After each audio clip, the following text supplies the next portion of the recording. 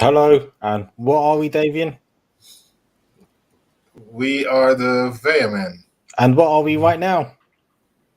We are live. Yes, well done. I got there in the end. Well done. I'm actually quite impressed with you, considering how that had no planning whatsoever before we came on. That was quite good. I'll tell you Yes. what.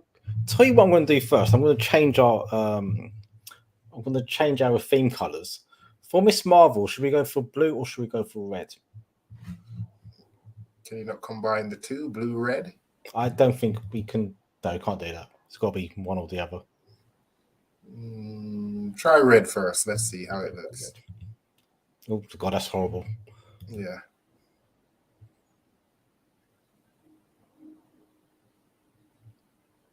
Or blue. Which one feels more Miss Marvel to you? I guess it's the blue. Cool. We'll stick with the blue. Anyway, we are here to talk about the first episode of Miss Marvel. Brown people are officially taking over the MCU. I am here for it. I'm supporting it. I am celebrating it. And yes, your biggest fan is here, Davian, my brother. He says it is the Davy P show. Well, great minds, eh? Great minds think alike. Indeed. So, what did you think of Miss? We actually haven't actually spoken about Miss Marvel, have we? No, we have not, literally, except we just said, okay, we're doing a stream on Sunday. So I was like, yep, okay, cool. And that's it. That's the full extent of the conversation that we actually had about Miss Marvel. Yeah, I think we would have had a chat, but unfortunately I was wasting my time with other things, but that's by the by. We'll discuss that later, but yeah. I watched it last night, actually, because thanks to you, man, you just put me in a little predicament because you told me, yes, watch Stranger Things, which I actually started, and I'm actually about to finish season 2 right now. So you must be loving it. Yeah, it's absolutely amazing. So when I realized, literally when I was about to start season 2 last night, I was like, damn, I need to actually watch Miss Marvel because stream is tomorrow. So literally, but also I was working. So in between working, I actually watched episode 1 last night, and I was like, okay, cool.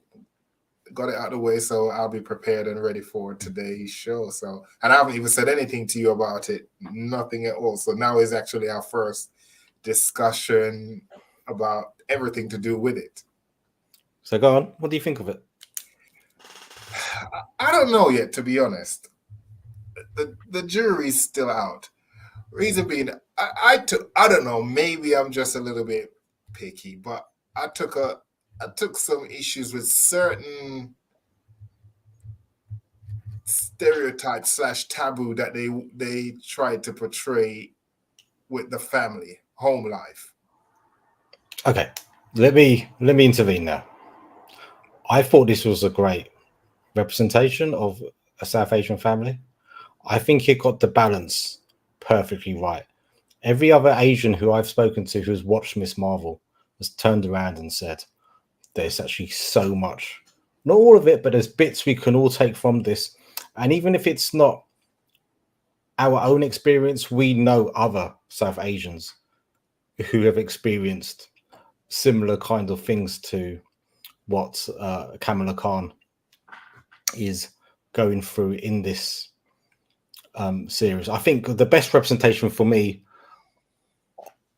of that family was when the mum was telling Kamala that she can't go to Avengers Con. And then she kind of like relents, and then she says, yeah, you can go. She comes in and she's actually sewn herself the like a Indian version of a Hulk outfit. Then the dad bursts in and he's in full Hulk, he's in full like Desi Hulk gear basically, and he's roaring and growling and stuff.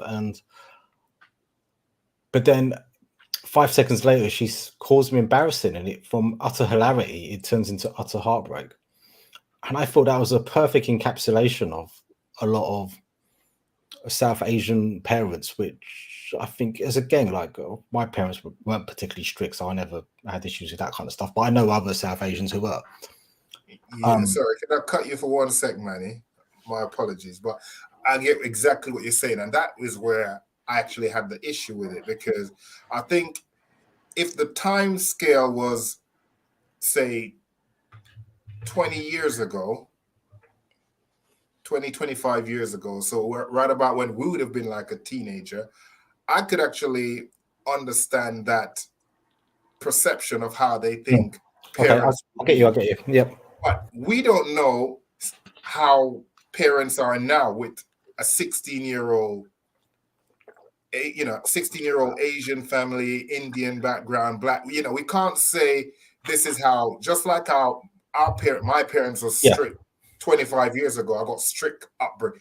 My younger brothers, they don't get that. They didn't actually get that because And I time think changes. that's the answer. I think the point you're making is actually the answer. I don't think the year really matters in regards to whether parents are going to be strict or not. A lot of the cases, it's the first generation of immigrants. First generation immigrant families are often going to be strict because, number one, they don't have any roots in the country to which they came from. So they feel as though they have to work that extra bit harder to get a foothold in that society. And that's why. So I don't think it matters if this is the 60s, 70s, 80s, 90s, noughties, 10s, 20s. If you're first generation immigrants, you're going to be a bit over the top in your parenting.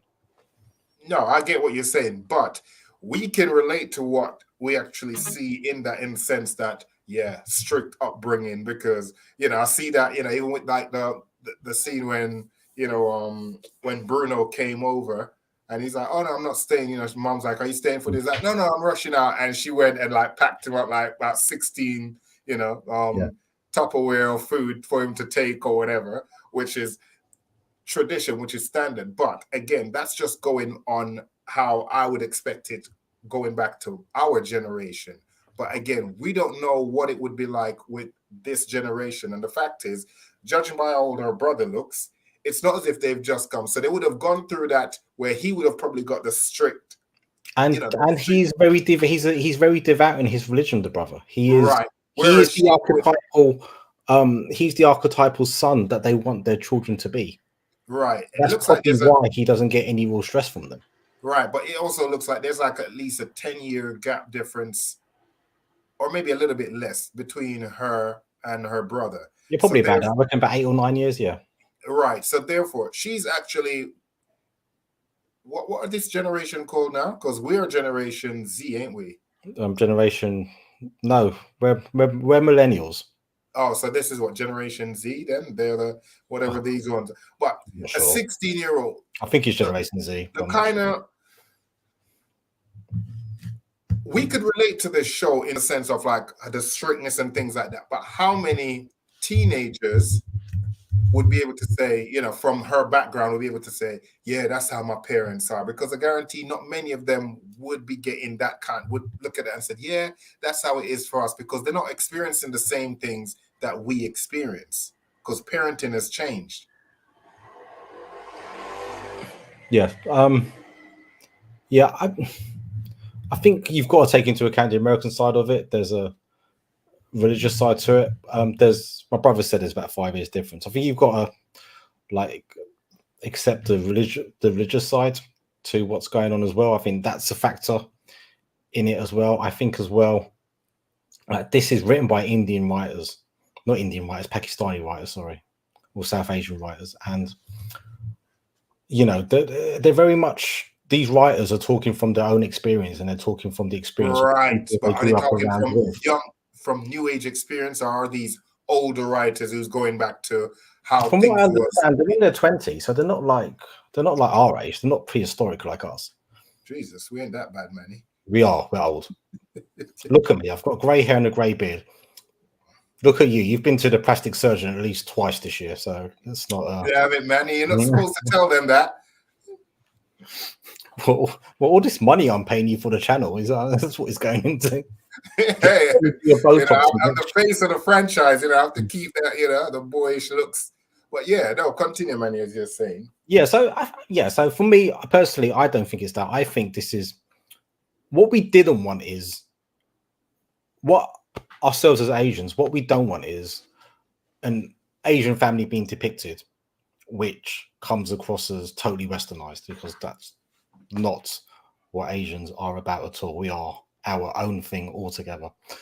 And I like that this kind of, I think this gets the balance right really well, because it does tell a really good family story. And what it does as well is, I think that moment with when the dad jumps in as Incredible Hulk, it's great because it shows these parents, they're not monsters. They're not like, because I think in the past we've had so many like examples of like South Asian parents being depicted as these monsters who don't want their kids to have any fun whatsoever or not be part of the culture at all.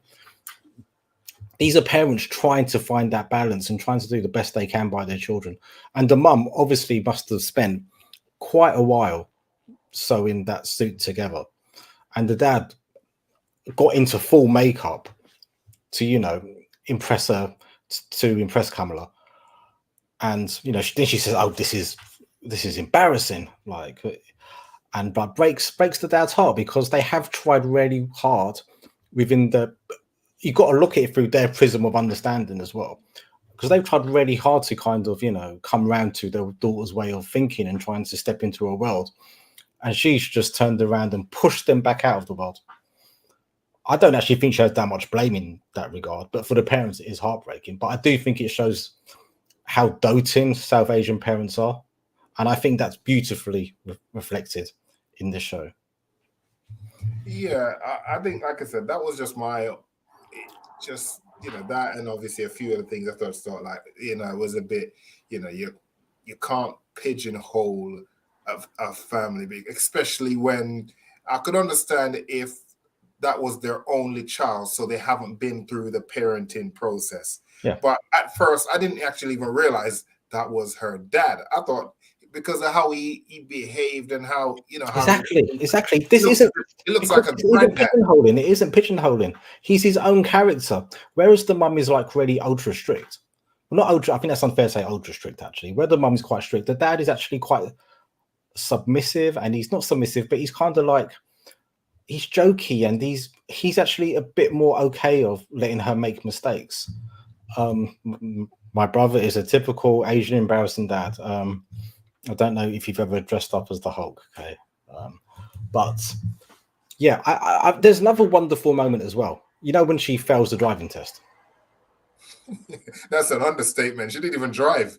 She failed the parking. She literally was parking. She didn't even move off properly. She literally just sitting in the car and just first go, that's it. But that was, for me, that was such a typical Asian thing. It's 100% Kamala's fault she failed that driving test, yeah? And what does that mum go and do to the driving instructor? Looks for every single excuse under the sun as to how it couldn't have been Kamala's fault. This was it was such a beautiful. I was watching this going, oh my God, I've seen this with my own parents. I have seen this with my aunts and uncles, with their kids. Like Kane the chat, I'm sure you can probably think of examples as well, if not with our parents, with our aunts and uncles as well. Like, this is typical of our culture, like where we're so doting over our kids that sometimes we find it really hard to see them do wrong or accept they're not good at something. Yeah, I get that. Especially when you're with them one-to-one, you'll say, oh, what exactly did you do? But when it comes, defending them, obviously you're gonna 100% defend them. Like, no, it wasn't my child's fault. It's your car. I mean, what was that car doing parked there anyway? Exactly. And it was and it was a driving instructor's car. You're irresponsible parking your car in a safe parking spot, Yeah, absolutely. And there's some little Indian I keep saying Indian, they're Pakistani, but there's some but I can understand so much of it. But there's some South Indian in jokes, like the language they use and stuff, like when they go into their native tongue, which I can kind of get and I kind of find really funny as well, which I really like. There was a great scene, when they go shopping for the wedding dress. Yes. And the mum meets an auntie from the community, and they're both moaning about this girl who's gossiping, gossiping about this girl who's broken off from marriage to go to Europe to find herself, and they find the idea of it. So perplexed. Davian, this still happens in 2022. This is not like something confined to the past. I can tell you, this still happens. And I found it so refreshing that this was being shown, because it was being shown the way that us as, I'm going to say us as young people, I'm 41, I'm not that young, but us as... You have to be telling your age, telling our age on the TV, on the internet, on the social media. I've got nothing to hide. I know you have with your, I know you have with your Botox injections. Yeah, I'm 25. We went to school together, by the way, guys. He's not 25. But it is, yeah, but it's such a typical conversation, which we've heard so many times. Oh, she's gone to Europe to find herself. And it's kind of like, yes, she has, because she doesn't see marriage as the be all and end all of life. But for still a lot of people in our community, and I'm talking second and third generation Indians, from my experience, they still exist. They still only want you to get married, and they don't see any other kind of path you take in life as being successful. Like you could cure like a disease, and but you're not married, are you? You may have cured this disease that kills like millions of people, but you're not married, are you? That is still the attitude a lot of second and third generation. 100%. So it's like that. I was watching, I was like, oh my gosh, this is so amazing, because it's doing it in a light-hearted way. Like we still, like people, somebody like me sees that, and I don't get angry by that talk anymore. I just see it as a bit funny and a bit like, here they go again. Yeah. So I loved it. I just thought I can relate to all this so much. And going on Twitter, so many like South Asians just talking about how they can kind of really relate to it as well. No, 100%. It's true. I mean, even like from when I used to work at the airport, I remember like some of my colleagues, like older Indian men who were saying to me, one of them was, I remember we were having a conversation one day, and he was saying, oh, I was at this friend's wedding, and all these aunties was coming up to me asking me, oh, so yes, how are you? How's your son? Oh, is he married yet? Oh, I've got a beautiful daughter, this and that. And he's just like, wow, and I was like, really? I was like, so literally, they're literally there, like, no offense, but literally like trying to pimp out their daughter. Like, I just thought, wow, all the aunties think they're Tinder, basically. They think they think, you don't need Tinder. Like, you got all these aunties like doing the matchmaking for you. Literally. Oh, but she's a wonderful girl. It's like, no, I think she has addiction issues, actually. Oh, she's wonderful, though. She has a degree in something or another. She hasn't. She dropped out of university. It's just like, it's just stuff like that. It's just, Mum's still waiting for man to wed. You're talking straight. It's, Mum's still waiting for man to wed, Oh, you corrected yourself. Oh, well done. Okay, okay. Well, maybe they're waiting for me on Wednesday. I'm not sure. Maybe that's what. They're waiting for you on Wednesday, even though today's Sunday. Whatever you need to do on Wednesday, I'll do it. Make sure you do it. I'll do it. I'll tell you what I'm doing on Wednesday. We're going to do the Obi-Wan Kenobi stream early. Oh, the one I'm not invited to? Yes, that one. Okay, I just want to be in the background just so I can just watch with just utter look of disappointment. Yeah, that's as The Rock used to say, "No, you damn roll." I just shut my mouth. Mic on mute, everything. But yeah, no, I love it, and I think it's a great depiction, and I love Kamala Khan. I'll tell you one issue I have got is the way they pronounce her name. They say Kamala. It's not Kamala. It's Kamala, and I don't know if it's just like a regional variation.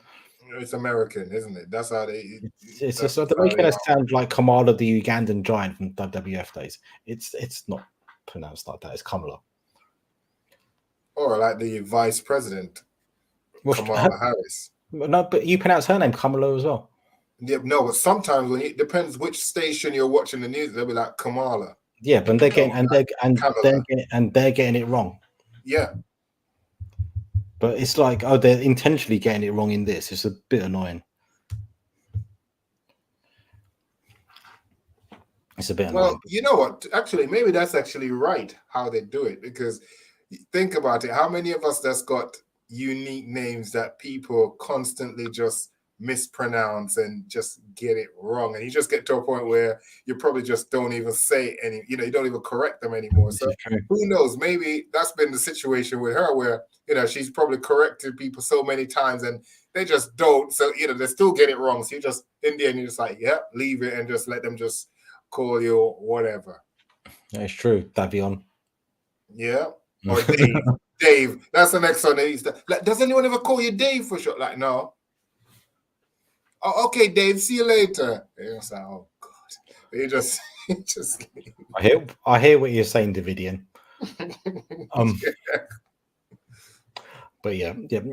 Another thing I really liked about this show is, and I think it is exactly what the Marvel Universe needs, cinematic universe, because I think as much as I've enjoyed all the series so far, they are getting very samey in terms of the way they look and the way they're produced. What I love about Miss Marvel is it's filmed like a teen high school drama, and it's got that kind of Spot Pilgrim vibe to it as well, where like the graffiti interacts with what's going on and everything. It's visually, it's beautiful to watch. Yeah, it's kind of chaotic, but at the same erratic as well. It's like a teenager. Yeah, it's a teenager's mind, isn't it? Literally, like just like trying to process everything, and it's just all over the place. It's not really organized. It's just all over. Like how she's playing things out in her head. It's very organized. Like, yes, we'll do this. We'll get there. We'll jump off the bridge right on top of the bus. It stops at the bus stop. We'll get off. We'll get on there. Get there exactly that time. Leave. Get back right before parents find out. And it's like in their head, it's just like that. But the reality of everything was just completely all over the place.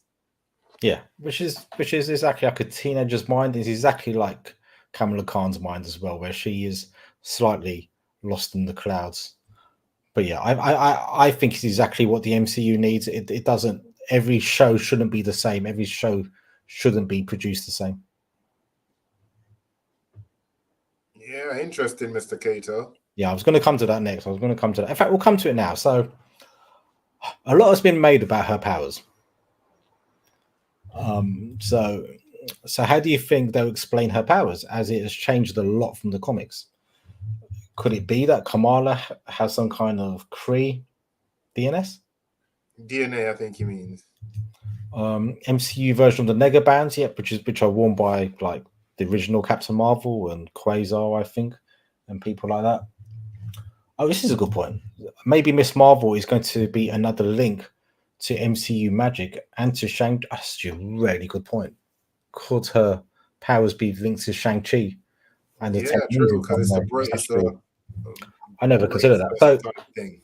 So just to give a background, in the comics, Miss Marvel's powers basically come from the telekinesis, the mist, which turns an individual into an inhuman. That's how she gets her powers in the comics, and her powers are a bit more like Mr. Fantastic's powers. Okay. But here, it's a lot more light-based. It's a bit more like in keeping with kind of like a Miss Marvel, and they even call her gloves like photon gloves, the ones which her friend made for her. And of course, photon is another name for Captain Marvel. Yeah, because it looks like it's like photon beams that she was glowing off her for one. Yeah, so it's more. Yeah, so she's actually, her powers are mimicking more of like the other Miss and Captain Marvels from the past, which is interesting. But it seems as though her bands, which she's wearing, which gives her the power, definitely her mum knew something about those bands, because she didn't like talking about those bands, and she talked about how her grandma, her own mother, had her head in the clouds. Yeah, let's hope it's not Green Lantern powers. Like, let's really hope that's not the case.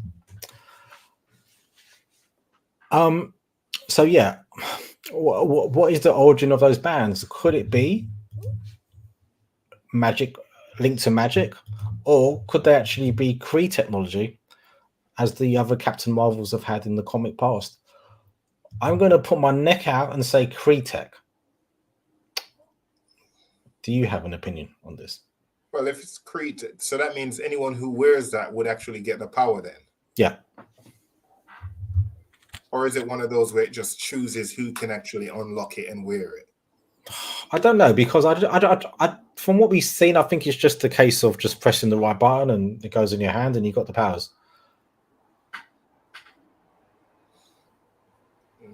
Yeah, I ain't even gonna speculate. I'm gonna wait. You're not here to sit on the fence.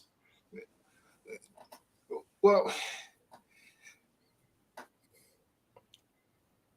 I think the mom might actually knows a lot more than what she's actually letting on.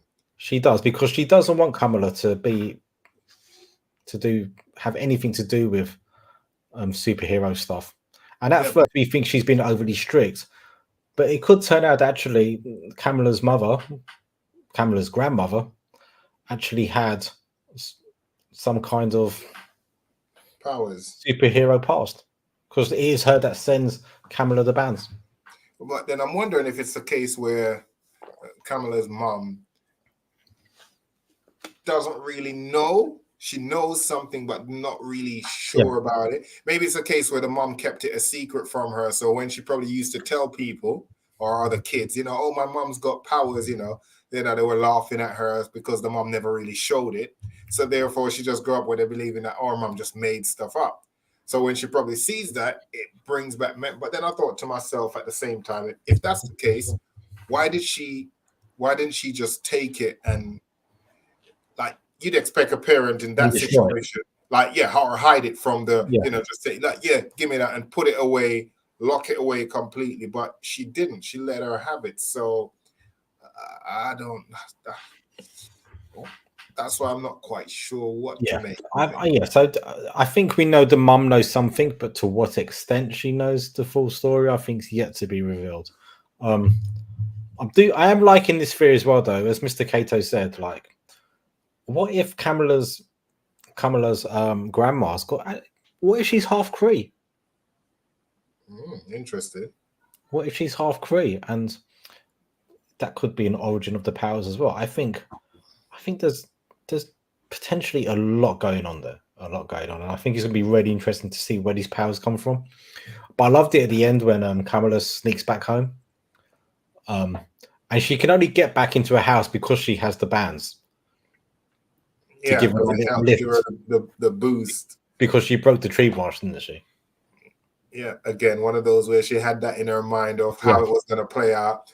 She'd do one of those Olympic type, somersault off the tree and land. Yeah, a perfect landing, and it didn't actually work out. Yeah, so she was going to do a Black Widow landing as well. That's what she had in her mind, because she's such an Avengers fangirl. And it's actually a little boost, but the mom tells her off and says, do you want to be the good girl we made you, or do you want to have your head in the clouds and be whatever? She's like, goes to bed and is like, after getting that admonishment, she's like, no, I'm going to be a person of superpowers. And it's just like, wow. It's like, she's made up her mind who she's going to be. She's going to become somebody. Yeah, see, that's also where I kind of had a little problem. Okay, let's try and explain it to you. Go on.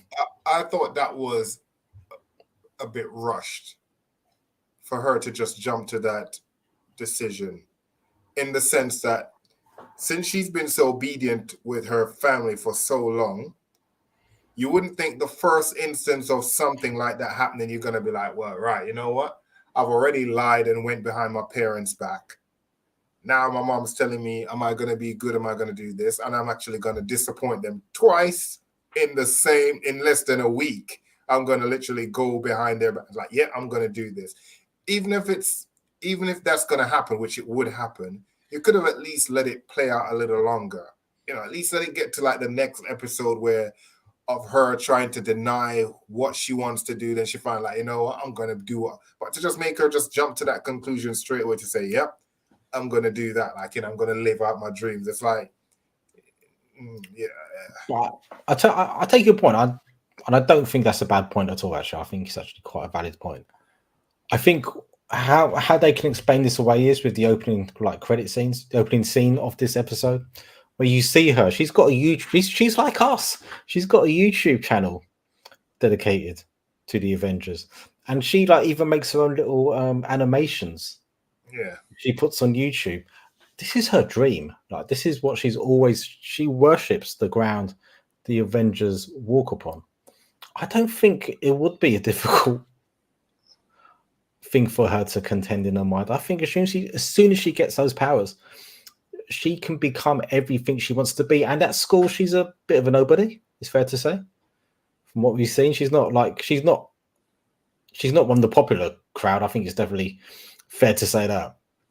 Yeah, school. But at the same time, Manny, if she's that into the Avengers, since she's that obsessed with the Avengers, which means she knows everything, well, what you'd expect a fan to know. Obviously, us who's watched the movies, and now we know how everybody knows about the Avengers from this episode.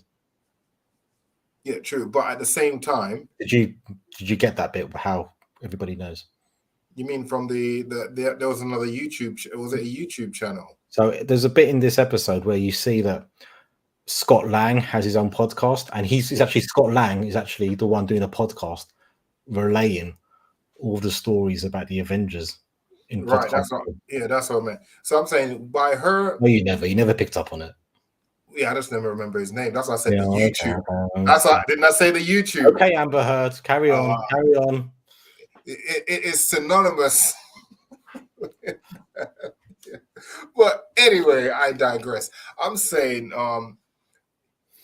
knowing the history and from all the stories of what's happening with the Avengers, so she would have known all the losses, the consequences of certain actions that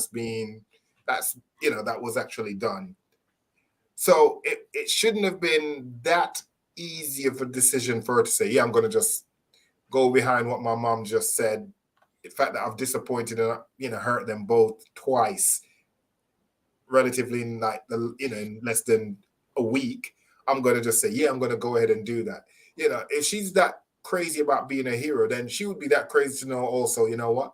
There's consequences to it being a hero, where there's actually casualties depending on X, Y, Z, blah, blah, blah. So therefore, you would actually even contemplate, you'd think, even if you are going to make that decision, you'd still think about it.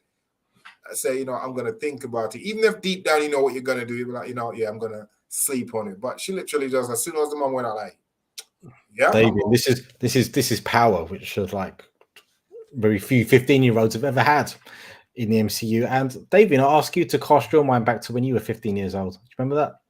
Yeah, when I thought I was Gambit. Exactly. Now, imagine you suddenly had the power to light up playing cards and shoot them across the room, and your mom said, "Oh, I don't need doing this anymore." 100% you're going to be like, "Yes, mom," to her face, because that's how you used to talk as well. Yes, mom. Yeah. And then when you go to bed, you'd be like, "Oh, I'm going to power up these cards and be a superhero." Right. But then what would happen? Being a teenager and not having control over my powers and still going through puberty and everything, I would probably there messing about with the cards, lose control of my powers, blow up the bedroom or something. Then I'd have to explain that to my mom when I told her I wouldn't use my powers anymore. And then I would get that Caribbean welcome. Totally. So maybe that's going to happen in episode 2 or 3. Yeah, I could see it now. Probably at the wedding reception, she just causes chaos. Yeah, absolutely. I think they have a lot of. I think in Islam they have a lot of pre-wedding rituals as well. So maybe at one of those, something could go wrong. But yeah, I think another good thing about this show as well we went through. I think the episode length was 40 minutes roughly. Yeah. Until the end credits, no clear sign of a bad guy who's going to be the main bad guy in the show. I think that was great. We were so invested in Iman Vellani's characterization of Kamala Khan. I almost forgot this was a Marvel show and there needs to be like Thanos or someone being a big bad. This episode, it didn't need it. Didn't need it at all. This was just a standalone story about Kamala Khan, and it was wonderful. Yeah. Another thing I had a little issue with is her. You have a lot of issues. Well, her little super go-lucky in general attitude. Yeah, 100%. Oh, trust me, I do. 100% I got issues. Her super happy weirdo attitude at school. Now, I could understand if that was, say, for instance, her first day at high school, where you said, you know what, she's trying to make a first impression. But there's no way in the story where it says that was like her first day at school. That was just a regular day going to school. So you've been to school every day, and these people don't really talk to you, but you're still going up to them like, hey, and no one's still not really acknowledging you. I thought that was just weird.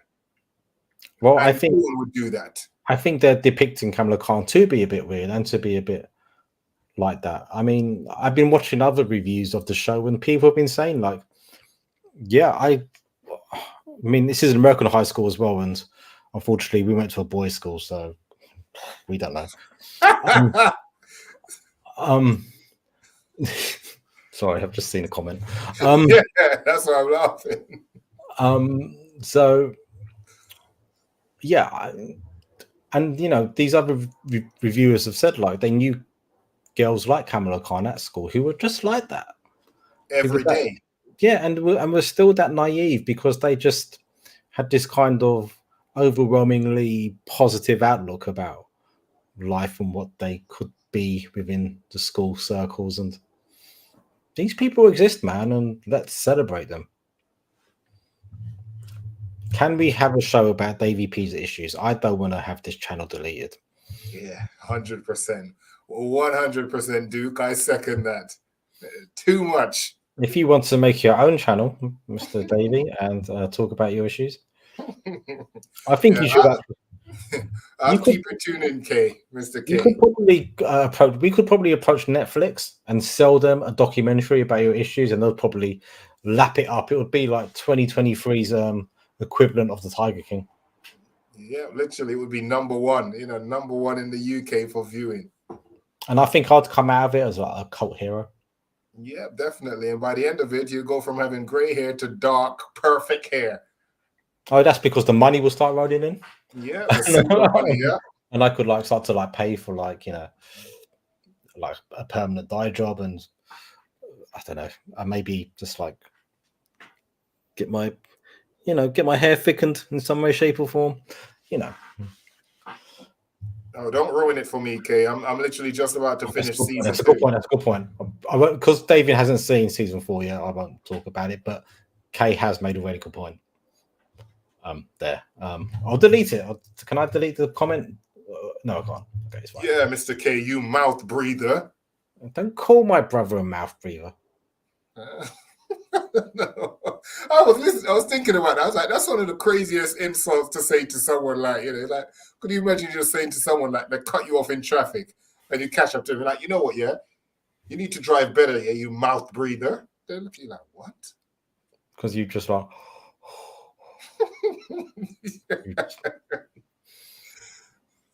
you just look a bit simple. But yeah, I love that. So we do actually see what could potentially be some kind of a bad guy. I'm sorry. You're not. You just lost your only fan. See, and my brothers, whenever I've been critical of you, behind the scenes, David, my brothers always come out and defended you and said, he's got potential. I'm sorry, Mr. K. You know what? Yeah, it's just all that excitement from getting into season 2. No. Yeah. I apologize. No, it's too late. It's too late. Listen, this is between me and him. Yeah, you stay out of it. No, You mouth breather. he You're come the off. mouth breather out here. He come after one of us. He come after all of us.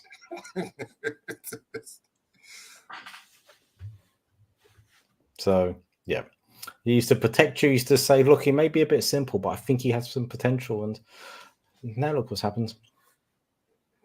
I would do like what they do in the customer service business, service recovery. So you win back the customer. You know when you upset the customer, service recovery, you do something great that will just get them back on side.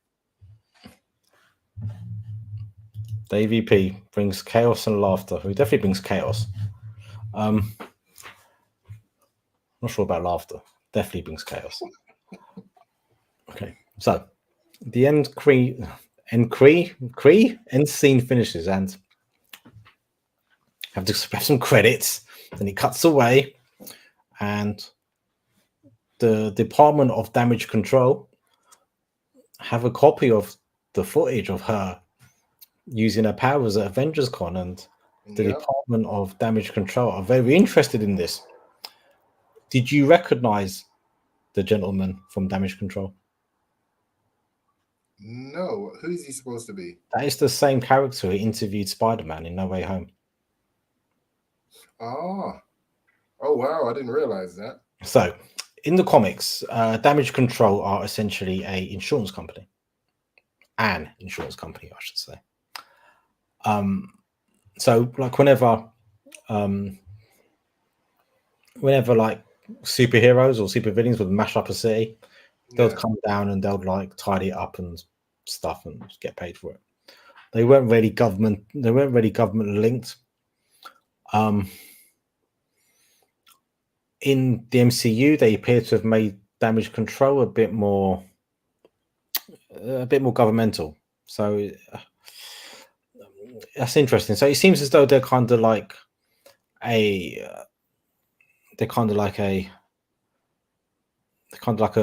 what's the term? A governmental unit that, you know, just make sure superheroes aren't causing too much damage.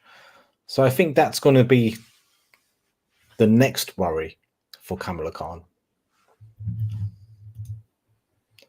Yeah, in the comics, Damage Control were very much comic relief until Civil War in the comics, where it turns out that Damage Control were actually juicing up a lot of the supervillains so they could cause bigger destruction. And by causing bigger destruction, Damage Control would get more lucrative contracts from their cleanup. So yeah, it did start off quite funny, but yeah, they did turn Damage Control into something very serious and very conspiratorial. Yeah. So I think Damage Control will be the next thing that comes in and you know, takes it away. It causes Kamala Khan some issues. Cool. I think we've exhausted the episode. I'm looking forward to episode 2. I can't believe they give us Obi-Wan Kenobi and Miss Marvel both on the same day. It's too much for me to handle, David.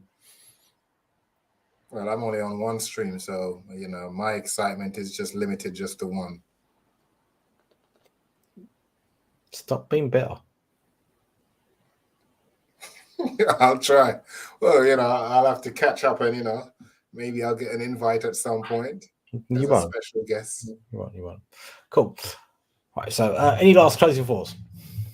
I'm looking forward to seeing how it all plays out, especially if we get to if they actually touch on her parents, her family's past, you know, maybe the grandparents, give us some kind of backstory so we know exactly what it is. I mean, it would be interesting if it's a Cree ancestry theory, like what you're suggesting. Well, Dave, that was Dowdy's theory. Yeah, Mr. Cato, my apologies. Yeah, I think that would actually be real interesting. You know, who knows? Maybe her grandma married a Cree who settled into, you know, so there's like Cree in them. So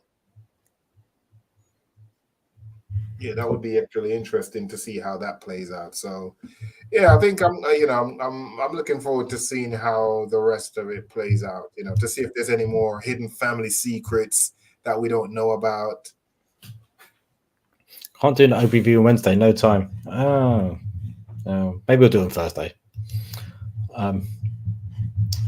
Cool. Right. I'm looking forward to it. Yeah, Kamala Khan. As I keep on saying, the MCU's future is brown. The MCU's future is Kamala Khan, and it is America Chavez. And I am all for it. Brown people, here we go. Great programming. Here we go. That's all I want. Brown, blue, pink, yellow, black, white. We've never really been represented, especially in the superhero. 100%. Yeah. I mean, I think now is the right time because now everyone's all woke. You know, you don't want to step on people's toes. Woke in a good way. I don't like the way you used it in a derogatory fashion, but no. In the sense that I like the fact that now they're very meticulous with how they actually portray certain characters who they probably wouldn't have put that much effort in the past. Yeah. Because they don't want the backlash now. Now people are more vocal. So, you know, I think that's actually a very good point. And yeah, I'm looking forward to a lot more characters coming out of the woodworks and making great shows and giving, especially, you know, everyone of every demographic a hero, someone that they can say, yeah, I like that, you know, that they can relate to, not just the typical ones that we've all been force-fed to actually accept through childhood, but now there's like varieties, you know, and that's what you need in life. Exactly. Anybody can become a hero. There's we've been fed through Hollywood for too long that only a certain type of person can become a hero. Yeah. But now, yeah, anybody and everybody, regardless of race, religion, gender, all that stuff, doesn't matter. Anybody can become a hero. Right. We'll do this again next weekend. Yeah, 100%. Cool. So, yeah, so I'm going to say goodbye this time. That's it. We're out. Mr. K, remain my fan, please. Don't let Manny come between us. I'm not coming between anybody. He's a grown man. He can make his own decisions. Aljar. Oh, God, I pressed the wrong thing. Oh, what am I pressing? There you go.